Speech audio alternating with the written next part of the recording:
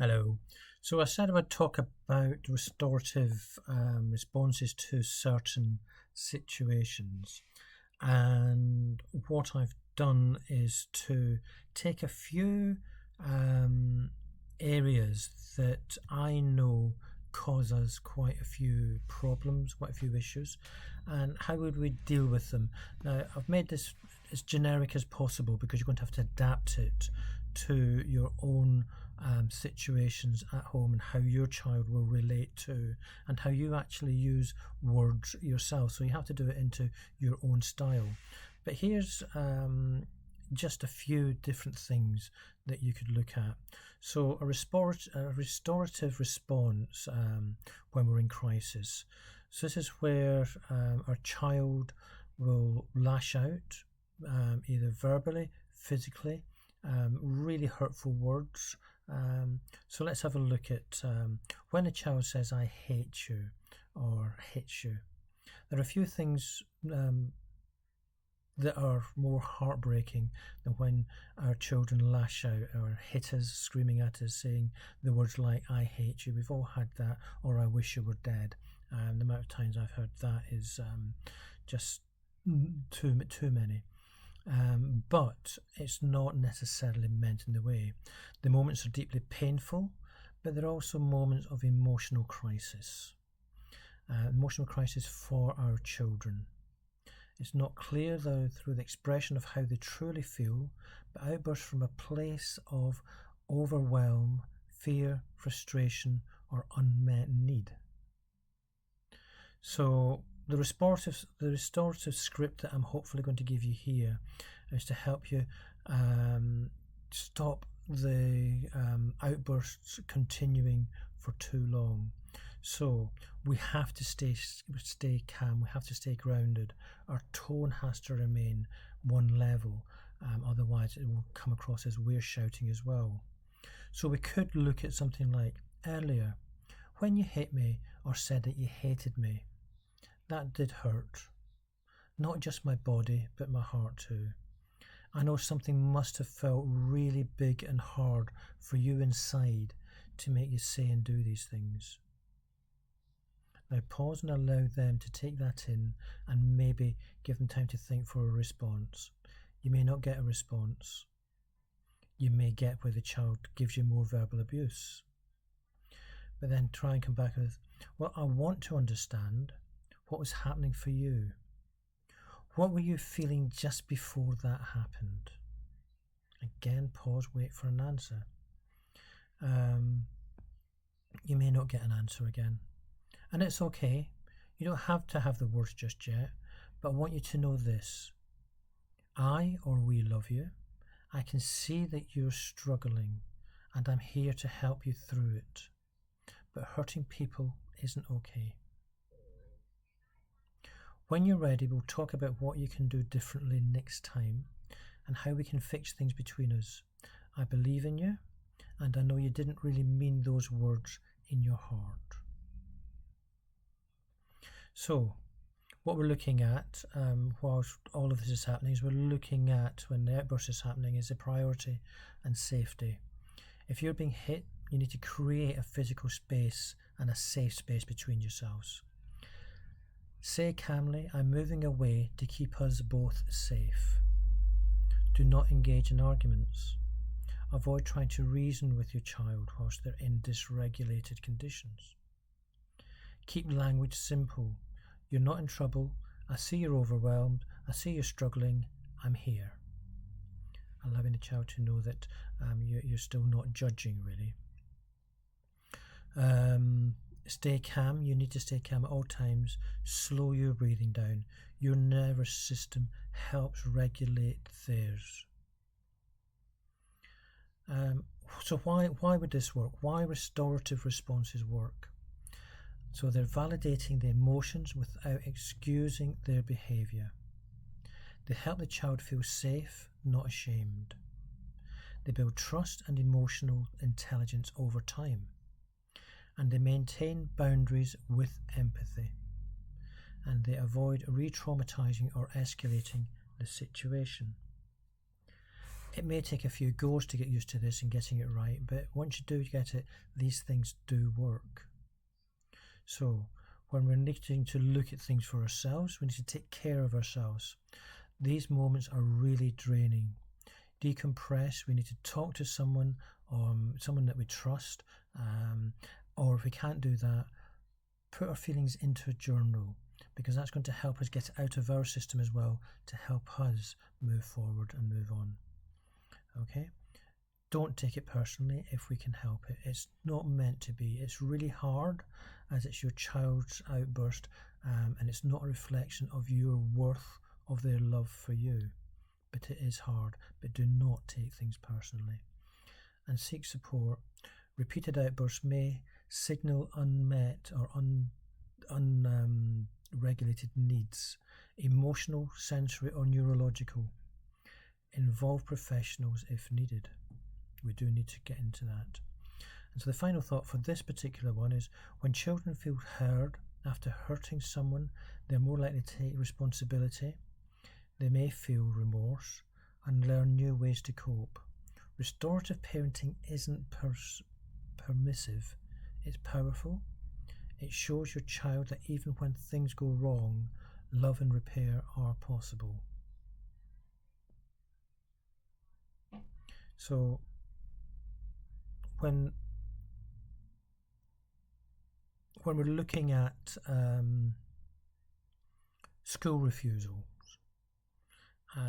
the amount of parents that talk to me, I was one of them, screaming and shouting at a child to try and get dressed for school, get ready, get into the car.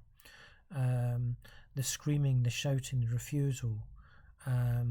What we need to do here is we need to stay calm and we need to empathise. The morning struggle more than just a refusal. When your child refuses to get ready for school, screaming, shouting, shutting down, it's easy to assume they're being difficult. But often this isn't about defiance, it's about distress.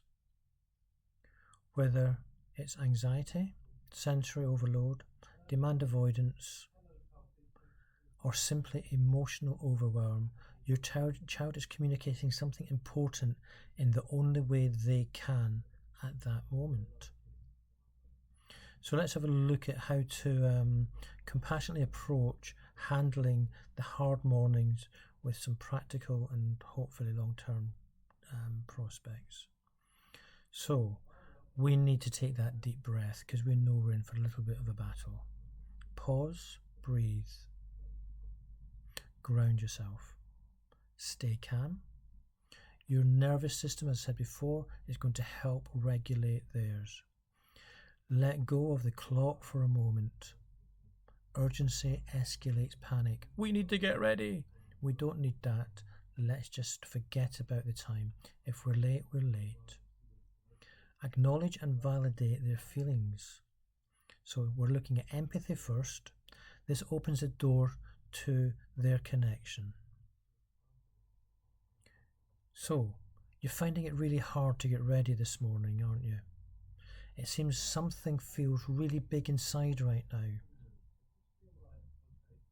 So instead of insisting, offer manageable choices. So, get ready now. No.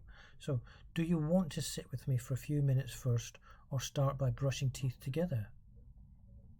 Maybe have breakfast together. A little control helps reduce threats and builds trust.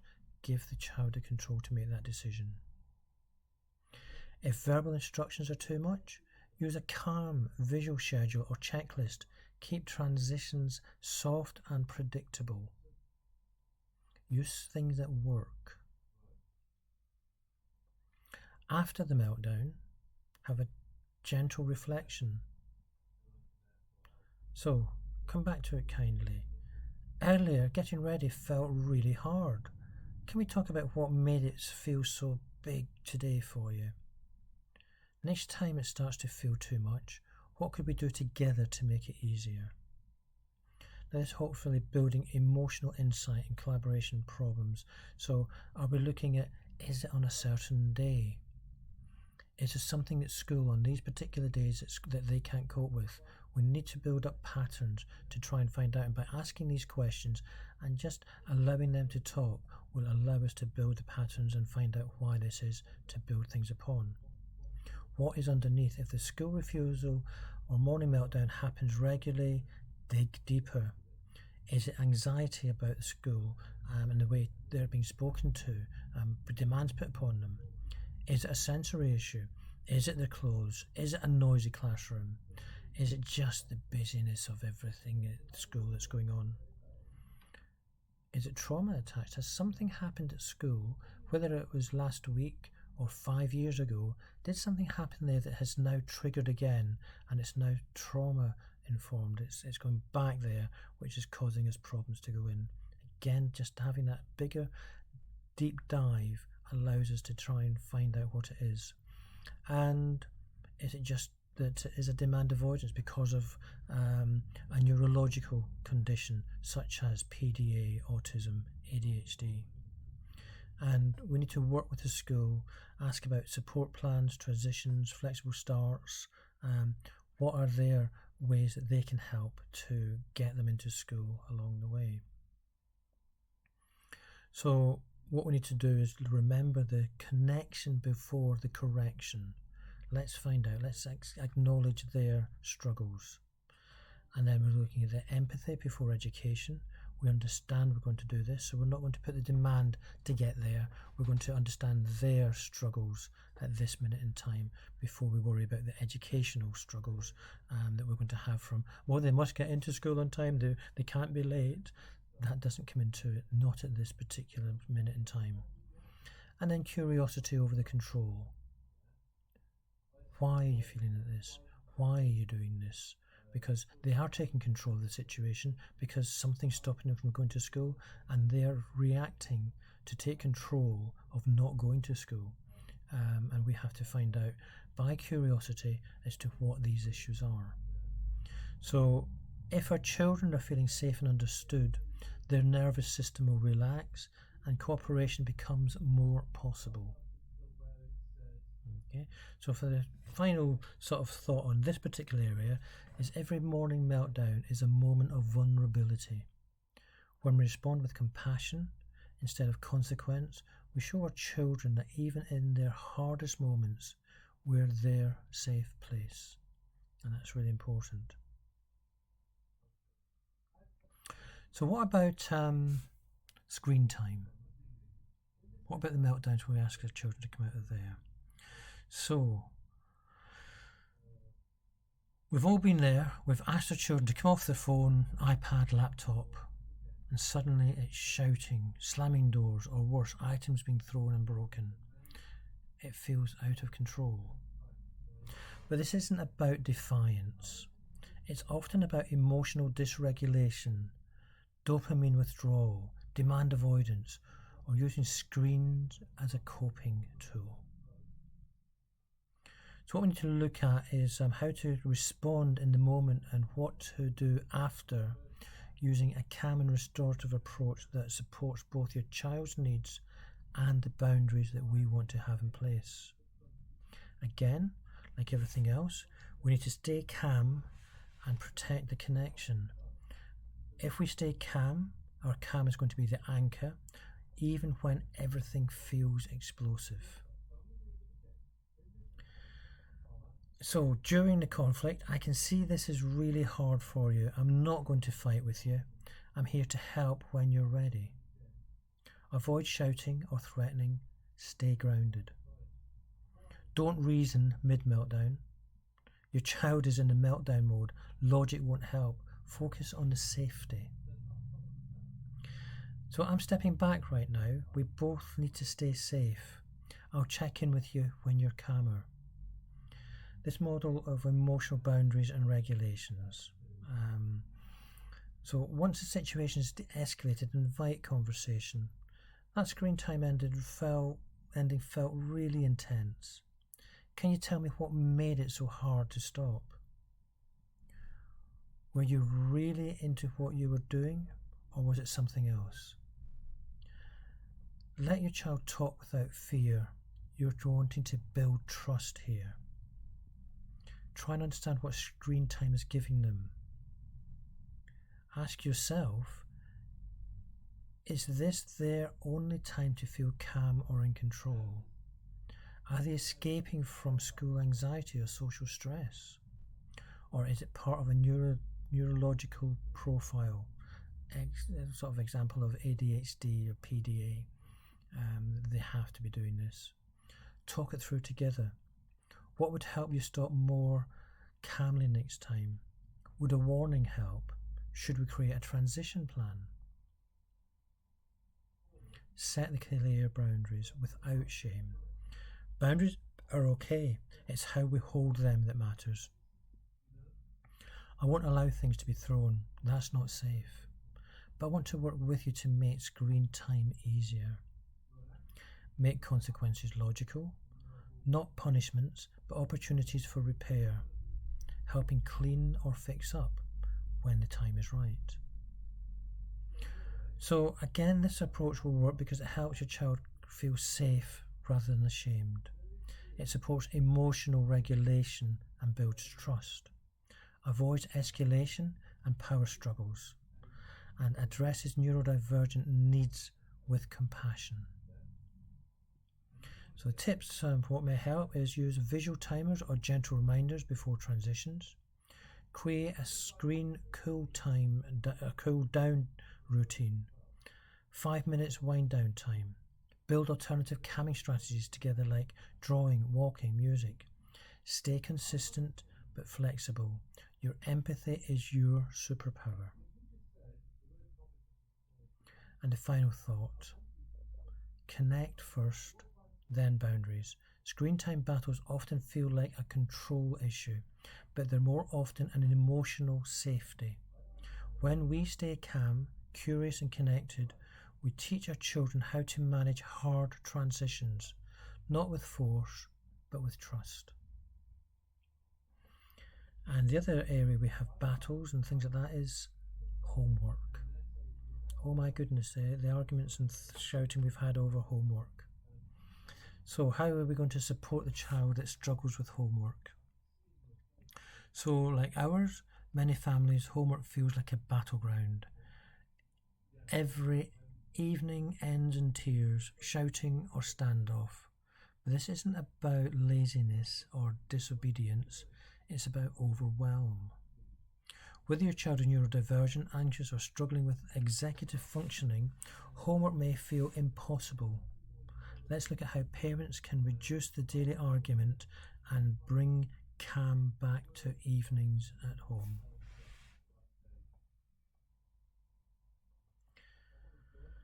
Shift the goal, understand before you enforce. So start with curiosity. What part of homework feels hardest for you? Getting started, knowing what to do, sitting still. Once you know the struggles, you can support it rather than push against it.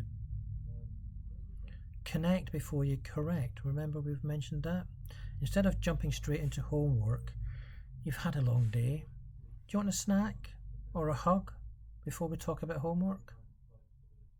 When kids feel emotionally safe, they're more willing to engage. Create a predictable routine. Consistency reduces stress. Maybe try this. Calm transition after school. Have a snack, a rest, a walk. Short timed homework sessions. Start sort of 5, 10 minutes, 10, 20 minutes, whatever feels right and the age of the child.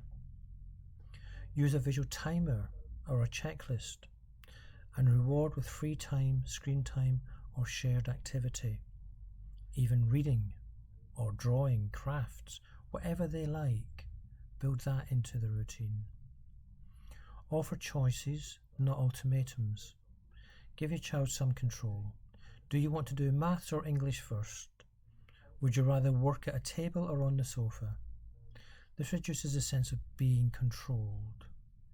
Validate the feelings, scaffold their efforts. If they're upset or frozen, it's okay, this feels hard. Do you want help starting or want me to sit nearby? This helps them feel supported, not judged. Be flexible with completion. Sometimes the emotional cost of pushing through is too high. That's okay. You're tired. That's enough for today. Talk to school about adjusting expectations and providing homework passes for difficult days. Praise the process, not just the product. Focus on effort. You focus for 10 minutes. Great perseverance. Great work. You started even when you didn't want to. That shows resilience. Well done. Underlying reasons for homework resistance. If it's a frequent battle, consider ADHD, trouble starting, sustaining or organising tasks. Autism, PDA, demand avoidance, perfectionism, sensory stress. Anxiety or fear of failure, or fear of being judged. Or is it just learning difficulties? Ask the school for support or adjustments that fit your child's needs. And a final thought on this one is homework should not come at a cost of mental health or your relationship. When we focus less on completion and more on compassion and collaboration, the pressure lifts and the learning grows. So I hope this helps with a little bit of understanding restorative work with their children, and hopefully we can start to look at lessening the battles we have, because it's not about necessarily getting the job done, it's about understanding. So let me know how this has come across, how, if you do try these things, how it works. I know it works because I had to make these adjustments. I had to do that because I was the demanding parent. I was the one that had the time restrictions. You will get this done because we're going to be late. This has to be done because your teachers have said it's got to be done. It hasn't. But if we show the understanding, give the reasons, give the whys, and understand why they're struggling, we will move forward a lot easier. Thanks very much for listening. Bye-bye.